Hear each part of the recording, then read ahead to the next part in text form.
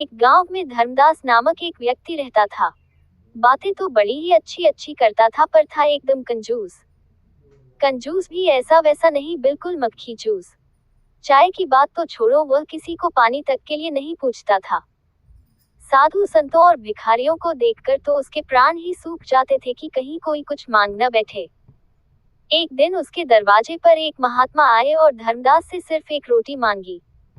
पहले तो धर्मदास ने महात्मा को कुछ भी देने से मना कर दिया, लेकिन तब वह वहीं खड़ा रहा तो उसे आधी रोटी देने लगा। आधी रोटी देखकर महात्मा ने कहा कि अब तो मैं आधी रोटी नहीं, पेट भरकर खाना खाऊंगा। इस पर धर्मदास ने कहा कि अब वह कुछ नहीं देगा। महात्मा रात भर चुपचाप भूखा प्यासा धर्मदास के दरवाजे पर खड़ा रहा। सुबह जब धर्मदास ने महात्मा को अपने दरवाजे पर खड़ा देखा तो सोचा कि अगर मैंने इसे भरपेट खाना नहीं खिलाया और यह भूख प्यास से यहीं पर मर गया तो मेरी बदनामी होगी। बिना कारण साधु की हत्या का दोष लगेगा। धर्मदास ने महात्मा से कहा कि बाबा, तुम भी क्या याद करोगे, आओ पेट भरकर खाना खा लो। महात्मा भी कोई ऐसा वैसा नहीं था। धर्मदास की बात सुनकर महात्मा ने कहा कि अब मुझे खाना नहीं खाना, मुझे तो एक कुआं खुदवा दो। लो, अब कुआं बीच में कहां से आ गया, धर्मदास ने साधु महाराज से कहा। रामदयाल ने कुआं खुदवाने से साफ मना कर दिया। साधु महाराज अगले दिन फिर रात भर चुपचाप भूखा प्यासा धर्मदास के दरवाजे पर खड़ा रहा। अगले दिन सुबह भी जब धर्मदास ने साधु महात्मा को भूखा प्यासा अपने दरवाजे पर ही खड़ा पाया तो सोचा कि अगर मैंने कुआं नहीं खुदवाया तो यह महात्मा इस बार जरूर भूखा प्यास मर जाएगा और मेरी बदनामी होगी। धर्मदास ने काफी सोच विचार किया और महात्मा से कहा कि साधु बाबा, मैं तुम्हारे लिए एक कुआं खुदवा देता हूँ और इससे आगे अब कुछ मत बोलना। नहीं, एक नहीं, अब तो 2 कुएं खुदवाने पड़ेंगे। महात्मा की फरमाइशें बढ़ती ही जा रही थी।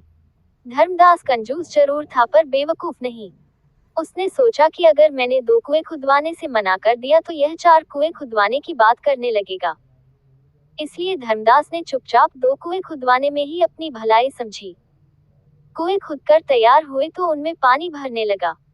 जब कुओं में पानी भर गया तो महात्मा ने धर्मदास से कहा, 2 कुओं में से एक कुआं मैं तुम्हें देता हूँ और एक अपने पास रख लेता हूँ। मैं कुछ दिनों के लिए कहीं जा रहा हूँ, लेकिन ध्यान रहे मेरे कुएं में से तुम्हें एक बूंद पानी भी नहीं निकालना है।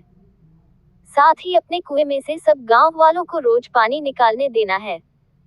मैं वापस आकर अपने कुएं से पानी पीकर प्यास बुझाऊंगा।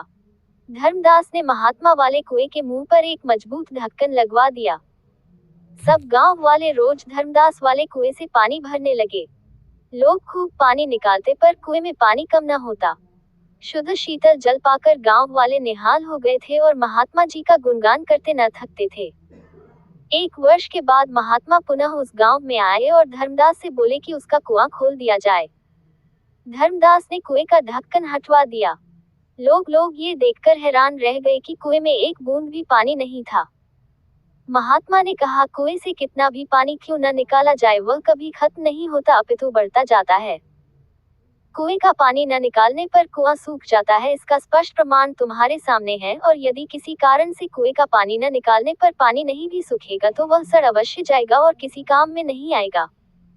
महात्मा ने आगे कहा, कुएं के पानी की तरह ही धन दौलत की भी 3 गतियां होती हैं, उपयोग, नाश अथवा दुरुपयोग।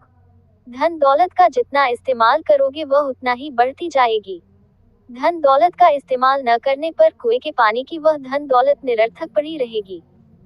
उसका उपयोग संभव नहीं रहेगा या अन्य कोई उसका दुरुपयोग कर सकता है। अतः अर्जित धन दौलत का समय रहते सदुपयोग करना अनिवार्य है। ज्ञान की भी कमोबेश यही स्थिति होती है। धन दौलत से दूसरों की सहायता करने की तरह ही ज्ञान भी बांटते चलो। हमारा समाज जितना अधिक ज्ञानवान, शिक्षित व सुसंस्कृत होगा उतनी ही देश में सुख, शांति और समृद्धि आएगी।